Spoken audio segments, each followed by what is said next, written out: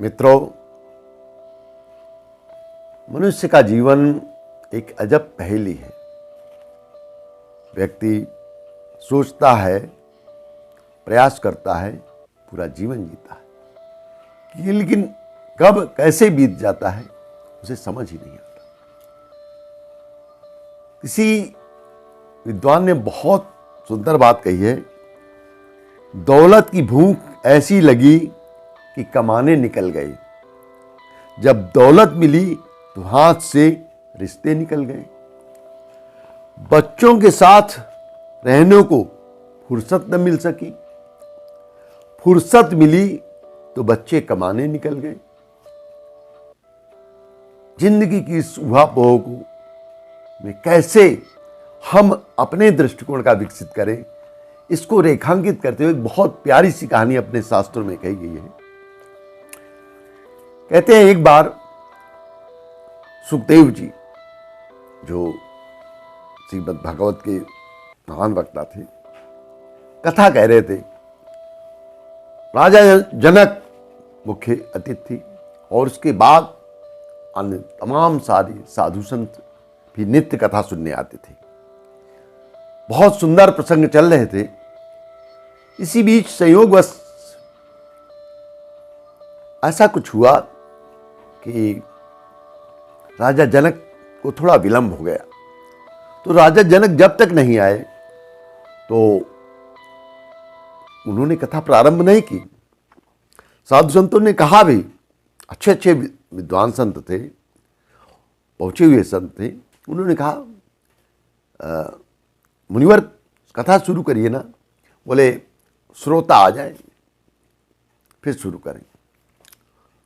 तो वो समझ गए कि राजा जनक का ही प्रतीक्षा है। उन्होंने कटाक्ष किया कि हाँ, जनक राजा है, संपन्न है, विभूतिवान है, तो उनके लिए रुकना स्वाभाविक है।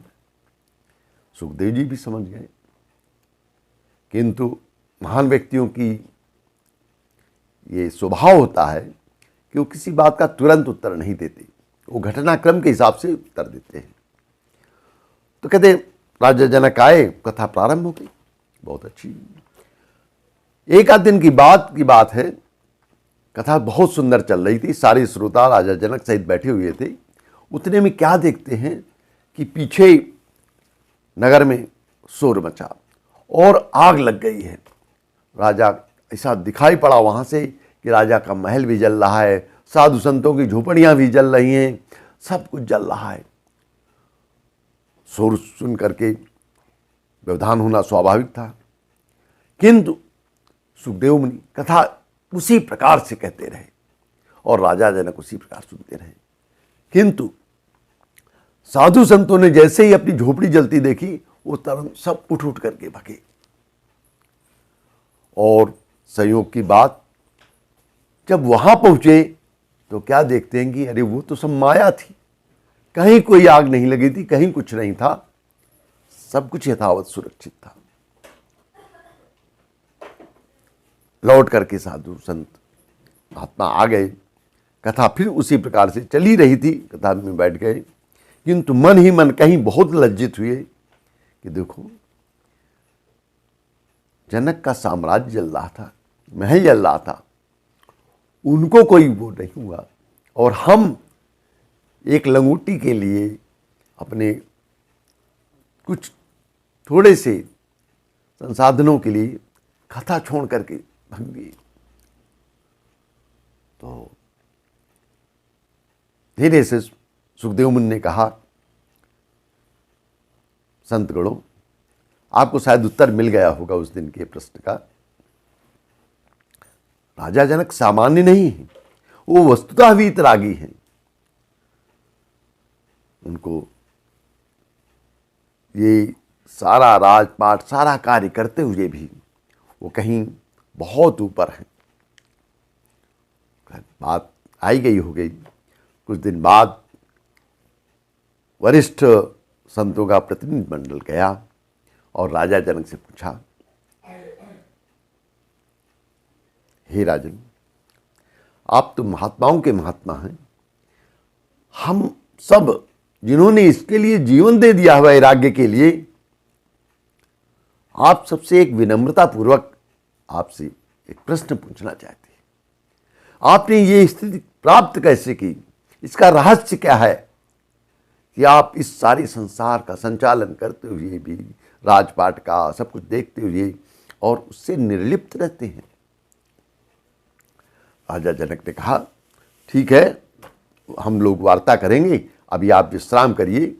उनको ठहरा दिया गया। सुंदर हुई। सायंकाल का समय हुआ। राजा जनक उनके पास आए, बोले, संत जनों, आपने बहुत कृपा की, हमारे राज्य में आप आए, बड़ा अनुग्रह है। हमारा बहुत सुंदर एक बाग है, उसमें नाना प्रकार के वृक्ष लगे हैं, फल फूल तमाम तो यहाँ के हैं, तमाम दूर देशों से लाए गए हैं। मेरी इच्छा है कि चर्चा के पहले आप उसका एक बार देख ले, बाग घूम ले, वृक्षों को निहार ले, आनंदित हो जाएं, फिर बैठकर चर्चा करेंगे। संत जन तैयार हो गए,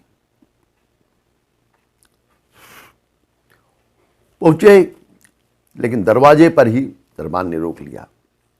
बोले, क्षमा करें महात्मन, इस बाग का एक नियम है, जो अंदर जाएगा उसके हाथ में एक तेल का कटोरा होना होगा, और उसके साथ एक शर्त भी है कि ये तेल के कटोरे से जरा भी तेल छलकना नहीं चाहिए। अगर छलक गया तो उस व्यक्ति के शरीर से उतना ही रक्त निकाल लिया जाएगा। ये यहां का नियम है। तो सबको एक एक कटोरा पकड़ा दिया गया। साथ में गाइड था, वो सब दिखाता गया, बताता गया, ये फला चीज का वृक्ष है, फला स्थान से लाया गया था, इसकी यही विशेषता, इसकी विशेषता, ये चंदन का वृक्ष है, ये बादाम का है, ये इस चीज़ का है, ये उस चीज़ का, सारा बताते हुए 1 घंटे बाद पुनः वापस आए। सारे संत भी वापस आए, कटोरा यथावत उन लोगों ने रख दिया और अपने विश्राम कक्ष पे चले गए। तब राजा जनक आए और उन्होंने पूछा, महात्मन, आप लोगों को बाग कैसा लगा? कुछ अच्छा ही नजर आई। कितना सुंदर था बाग था, कितने बढ़िया फल फूल सब लगे हुए थे। आप उसके विषय में कुछ बताएं। संत जन बोले, अरे राजन, आपने तो ऐसा मजाक किया था, वहां आप फूल और फल की बात कर रहे हो, हमें तो यही दिख रहा था कि कहीं तेल छलक ना जाए और पता लगा हमें दंड का भुगतना पड़े। इसलिए सारा ध्यान तो हमारा उसी पर केंद्रित रहा। ना हमने बाग बगीचे ठीक से देख पाए, ना फल फूल आपके देख पाए। हाँ, ठंडी ठंडी हवा, बढ़िया हवा चल रही थी, मनोरम दृश्य थे, ये तो थोड़ा आभास हुआ, किंतु विशेष कुछ नहीं देख पाए। तो राजा जनक बोले, महात्मन क्षमा करें, यही मेरे जीवन का रहस्य है।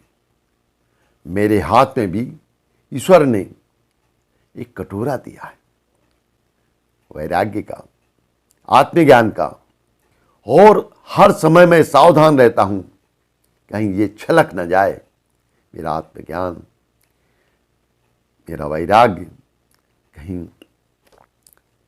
बाधित न हो जाए, और इस कारण उसी पर ध्यान रखते हुए, जैसे आप पूरा बाग तो घूमे किंतु कुछ ठीक से देख नहीं पाए, उसी तरह से मैं सारे राज्य का संचालन करता हूं, सब कुछ करता हूं, और इस स्थिति में रहता हूं कि उनसे कोई भी मेरा आंतरिक लगाव नहीं होता, एक कर्तव्य की भांति उन्हें निभा करता हूं। तो सच बात कही गई है, ये जीवन का बहुत बड़ा दर्शन है।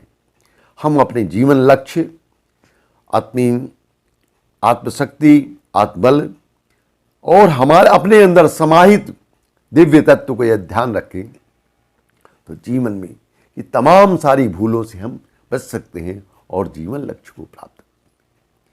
इसी बात को कहते हुए बहुत सुंदर बात कही गई है, क्या? जंगल जंगल ढूंढ रहा है मृग अपनी कस्तूरी को, बहुत कठिन है, ध्यान दीजिएगा, बहुत कठिन है तय कर पाना खुद से खुद की दूरी को।